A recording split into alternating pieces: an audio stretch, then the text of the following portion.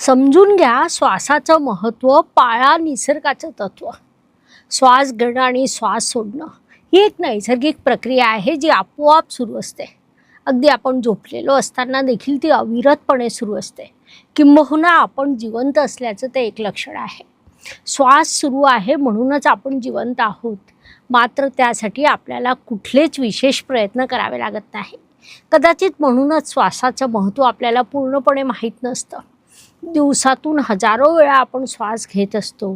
मात्र तुम्हाला कधी कोणी सांगितलंय का की या श्वासामध्ये देखील प्राचीन विज्ञान दडलेलं आहे, ज्याला शिव सरोदय शास्त्र असं म्हणतात, जे स्वतः भगवान शिवांनी माता पार्वतीला सांगितलं होतं.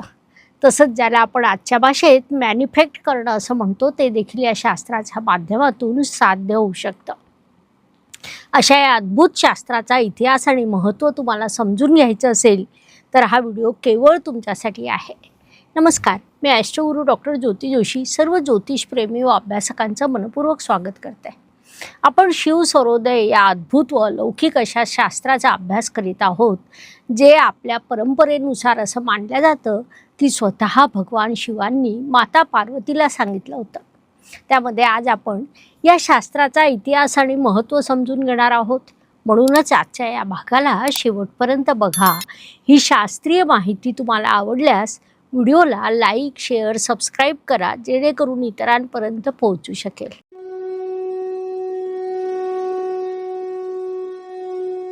आपली भारतीय संस्कृती ही वेगवेगळ्या प्रकारच्या शास्त्रांनी समृद्ध आहे. आपल्या महान ऋषीमुनींनी साधनेचं, सखोल संशोधनाचं ते फळ आहे. अलौकिक अशा दिव्य ज्ञानाची ती शिदोरी आहे.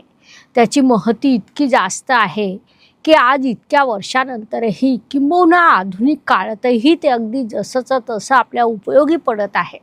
या सर्व शास्त्राची निर्मिती मानवी जीवनाच्या कल्याणासाठी झालेली आहे. त्यापैकी एक अत्यंत महत्त्वपूर्ण शास्त्र म्हणजे शिव सरोदय शास्त्र होय. श्वास जो मनुष्य जीवनासाठी अत्यंत महत्त्वाचा असतो, त्या श्वासाशी हे शास्त्र संबंधित आहे. महत्त्वाची बाब म्हणजे श्वासाच्या माध्यमातून जीवन समजून घेण्याचा एक सूक्ष्म मार्ग आहे असं देखील म्हणता येऊ शकतं. तर शिव सरोदय शास्त्र म्हणजे काय? मागील भागात आपण समजून घेतलं होतं की नावातच त्याचा संपूर्ण अर्थ दडला आहे. त्यानुसार स्वर म्हणजे श्वासाचा प्रवास होय आणि उदय म्हणजे प्रकट होणं, अर्थात श्वास कोणत्या नाकपुडीतून चालतो आणि त्याचा मानसिक, शारीरिक, आध्यात्मिक परिणाम काय होतो याचा अभ्यास म्हणजे शिव सरोदय शास्त्र होय. या तीनही क्रियांना नियंत्रित करून आपण पाहिजे ती गोष्ट मॅनिफेस्ट करू शकतो. याचा अर्थ मॅनिफेस्ट करणं ही बाब देखील या शास्त्राच्या माध्यमातून साध्य होऊ शकतं. त्यामुळे या शास्त्राचा अभ्यास करणं, समजून घेणं आणि जीवनात उपयोग करून घेणं महत्त्वाचं झालं आहे. हे शास्त्र नवीन किंवा अनोळखी आहे का? तर अजिबात नाही. इतर शास्त्राप्रमाणे हे देखील अत्यंत प्राचीन आहे. या शास्त्राला समृद्ध असा इतिहास आहे. किंबहुना भारतीय तंत्र आणि योग परंपरेत श्वासाला खूप महत्त्व दिलं गेलं आहे. योग साधना करताना आपण प्राणायाम करतो, अनुलोम विलोम करतो, तसंच ध्यान करीत असताना आपण श्वासावर लक्ष केंद्रित करीत असतो. कारण श्वासाचं महत्त्व या शास्त्राद्वारे आधीच अधोरेखित करण्यात आलं आहे. सर्वांना माहीत आहे की भगवद्गीता म्हणजे भगवान श्रीकृष्ण आणि महारथी अर्जुन यांच्यात रणभूमीवर झालेला संवाद आहे. त्याप्रमाणे काही परंपरानुसार असं मानलं जातं की शिव सरोदय शास्त्राचा हा ज्ञान संवाद भगवान शिव आणि माता पार्वती यांच्यात झाला आहे. शिवाय हा संवाद मनुष्याच्या श्वासाशी म्हणजे जीवनाशी संबंधित असल्यामुळे या शास्त्राला महत्त्व प्राप्त झालं आहे. या ज्ञान संवादामध्ये भगवान शिव पार्वतीला सांगतात, श्वासाचा स्वर हा माणसाच्या कृती, मन आणि जीवनावर सूक्ष्म परिणाम करू शकतो. कोणत्याही मोठ्या गोष्टीची सुरुवात ही छोट्या आणि सूक्ष्म गोष्टीतून सुरू होते. त्या सूक्ष्म परिणामांमधून मोठी बाब घडू शकते. त्यामुळे हा ग्रंथयोग तंत्र आणि साधना परंपरेत अत्यंत महत्त्वाचा मानला जातो. भारतीय संस्कृतीतील हे एक अनमोल असं शास्त्र एकमेकांशी निगडीत व पूरक असल्याचं आदर्श उदाहरण म्हणून देखील सांगता येईल. यावरून हे स्पष्ट होतं की आपले ऋषीमुनी किती विद्वान व महान होते. त्यांनी शास्त्रातील कोणत्याही गोष्टीचा केवळ एका बाजूने विचार केला नाही, तर सर्वांगीण व सखोल पद्धतीने विचार केला, संशोधन केलं. शास्त्ररूपी हे ज्ञान मानव जातीसाठी उपलब्ध करून दिलं, जे आजच्या आधुनिक काळात मनुष्य जीवनाला अगदी जसंच्या तसं उपयोगी पडत आहे आणि यातच त्याची खरी महानता दडलेली आहे. शिवसरोदय शास्त्राचा योगशास्त्राशी अत्यंत जवळचा आणि सरळ संबंध आहे. योगशास्त्राचं महत्त्व आपल्या सर्वांना माहिती आहे. किंबहुना आज योग साधनेचं महत्त्व संपूर्ण विश्वाला कळालेलं आहे. संपूर्ण विश्वातील लोक शरीर व मनाच्या आरोग्यासाठी आज मोठ्या प्रमाणात योग साधना करीत आहे. तर अशा या योग साधनेमध्ये श्वासाचं महत्त्व देखील अधोरेखित करण्यात आलं आहे. विशेषतः हठयोग आणि प्राणायाममध्ये श्वासाचा खूप मोठा उपयोग केला जातो. योगशास्त्र सांगतं, मानवी शरीरात 3 प्रमुख नाड्या असतात, ज्यातील पहिली म्हणजे इडा नाडी, जिला शिवसरोदय शास्त्रामध्ये सूर्यनाडी म्हटलं जातं. त्यानंतर दुसरी आहे ती पिंगळा नाडी, जिला शिवसरोदय शास्त्रामध्ये चंद्रनाडी म्हटलं जातं. आणि तिसरी आहे, तिसऱ्या नाडीला दोन्ही शास्त्रामध्ये समान नाव आहे, ते म्हणजे सुषुम्ना नाडी होय. त्याचा संबंध डावा श्वास, उजवा श्वास आणि संतुलित श्वासाशी जोडला जातो. महत्त्वाची बाब म्हणजे याच सर्व गोष्टीचा उपयोग करून आपण मॅनिफेस्टेशन देखील करू शकतो आणि आपल्या इच्छित गोष्टी साध्य करू शकतो.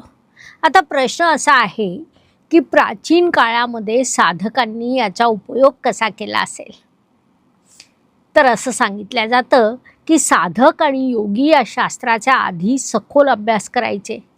शास्त्राला शास्त्रशुद्ध पद्धतीने आधी समजून घ्यायचे, त्यानंतर त्यातील एक एक गोष्टीचा आपल्या आयुष्यात प्रत्यक्ष उपयोग करून बघायचे. नंतर ती बाब त्यांच्या सवयीचा भाग बनायची. त्यानुसार ते आपल्या श्वासाचं योग्य पद्धतीने निरीक्षण करून ध्यान, प्रवास, महत्त्वाची कामं योग्य वेळी करण्याचा प्रयत्न करायचे, जेणेकरून त्यांना यश मिळू शकेल. संशोधनातून त्यांनी एक निरीक्षण मांडलं होतं की निसर्गाच्या तालाशी जर जुळून काम केलं तर परिणाम अधिक अनुकूल होऊ शकतात. यावरून विशेषतः आजच्या आधुनिक काळात हे शास्त्र मनुष्य जीवनासाठी किती उपयोगी आहे हे आपल्या लक्षात येऊ शकतं. सध्याचा काळ हा अत्यंत धावपळीचा, दगदगीचा मानला जातो, स्पर्धेचा मानला जातो. आज मनुष्याजवळ सर्व प्रकारच्या आधुनिक सुविधा आहेत, मात्र वेळ कुणाकडेही नाही. त्यामुळे श्वास घ्यायला कोणतंही कष्ट करावे लागत नाही. त्याकडे फारसं कुणी लक्ष देत नाही.